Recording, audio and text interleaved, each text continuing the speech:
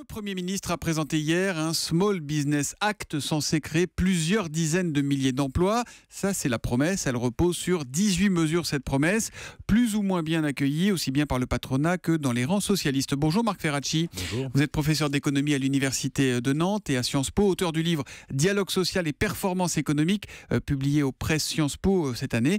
Avec vous ce matin, on ne va pas faire de la politique, mais on va essayer d'être concret, d'ausculter le malade en quelque sorte. La première mesure que l'on retient, c'est le CDD, le contrat à durée déterminée qui devient renouvelable 2 fois. Ça veut dire qu'on va pouvoir en enchaîner 3. En quoi c'est utile pour les entreprises et intéressant pour le salarié ? Alors pour les entreprises, c'est un petit peu plus de flexibilité. C'est la possibilité de s'adapter à une conjoncture qui peut être changeante, avec une possibilité ouverte de se séparer du salarié à la fin du CDD, renouvelé 2 fois. Donc ça, c'est une demande qui émanait des organisations d'entreprise, en particulier des petites.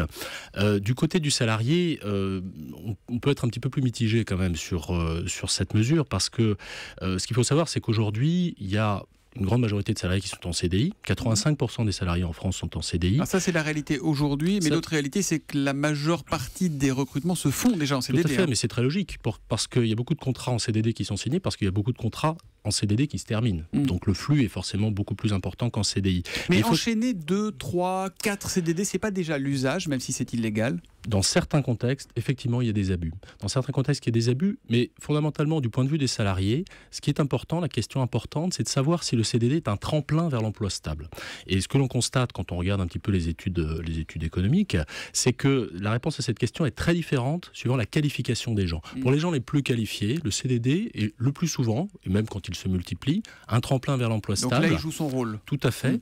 Alors que lorsque vous êtes moins qualifié et lorsque vous êtes plus âgé, eh bien souvent, vous vous inscrivez dans une trajectoire qui consiste à enchaîner les CDD, pas toujours chez le même employeur, mais ça peut durer des années, voire des décennies. Marc Ferracci, vous avez employé le mot flexibilité. Est-ce qu'on ne dit pas flexibilité chez les patrons et le synonyme, c'est pas précarité chez les salariés quand même ? Alors, il y a évidemment une opposition. Quand on rend plus facile les séparations, soit en assouplissant l'utilisation des CDD, soit en rendant plus souple les séparations dans le cadre des CDI, forcément, ça donne de la sécurité à l'employeur, au moment de se séparer de ses salariés. Et les employeurs ont besoin de cette sécurité. Il faut quand même être conscient d'une chose, c'est que lorsque vous avez une grande incertitude sur les coûts de la séparation, combien vous allez payer en tant qu'employeur lorsque vous vous séparez d'un salarié, eh bien ça peut être un frein à l'embauche. Ça, c'est pas simplement, on va dire, un créneau et un slogan des organisations patronales. C'est quelque chose qu'on retrouve aussi dans les études économiques. Donc vous dites plutôt oui, la Pierre BHRT qui nous écrit flexibilité du travail rime-t-elle forcément avec une baisse du taux de chômage ? Oui, c'est quand même une condition ? Il faut être prudent, parce que le diable est dans les détails.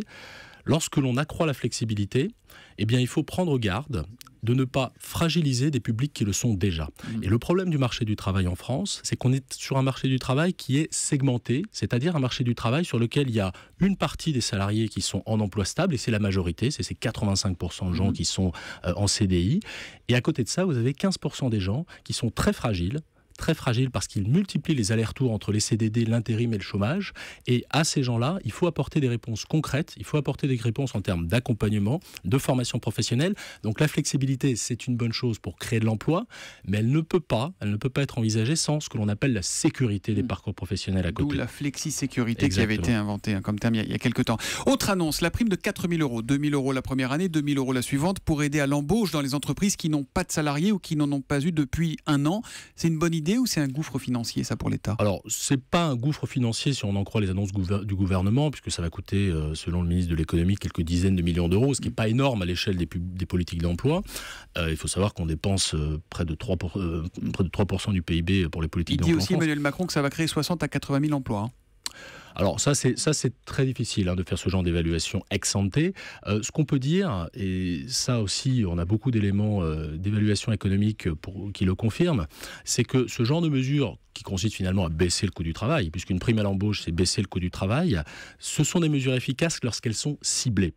Concrètement, lorsque vous baissez le coût du travail pour des gens qui ont des salaires déjà élevés, vous n'avez que très peu d'effets en termes d'embauche et en termes d'emploi. Lorsque vous baissez le coût du travail, soit avec des primes telles que celle-ci, soit avec des allègements de charges sociales pour des gens qui sont proches du SMIC, là vous avez des effets en termes d'emploi. Donc la critique qu'on peut faire sur cette mesure, c'est qu'elle n'est finalement pas ciblée puisqu'elle est indifférenciée et elle risque de générer ce que l'on appelle des effets d'aubaine, c'est-à-dire des entreprises qui vont prendre la prime et embaucher des gens qui auraient été embauchés de toute manière. Voilà.